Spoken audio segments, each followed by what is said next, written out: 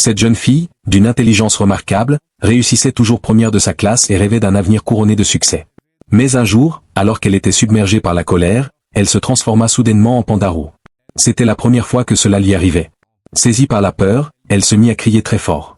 Son comportement étrange éveilla la méfiance de ses parents. Heureusement, lorsqu'elle parvint à se calmer, elle redevint humaine. Le lendemain, à l'école, elle était tellement nerveuse que sa queue apparut soudainement. Elle tenta de la cacher et réussit tant bien que mal à entrer en classe.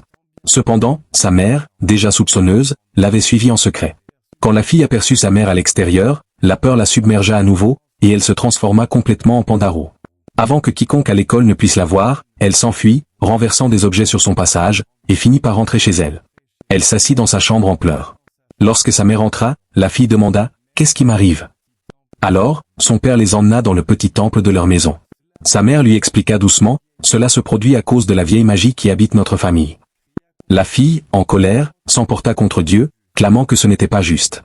Sa mère répondit calmement « Il existe un remède. » Elle expliqua que la même chose lui était arrivée enfant. « Un moine sage m'a donné ce médaillon, dit-elle en le montrant. C'est ainsi que je suis redevenue normale. Nous irons le voir toi aussi. » Son père consulta alors le calendrier et dit « Nous pourrons y aller le 25 du mois prochain. » La fille éclata en sanglots « C'est trop long.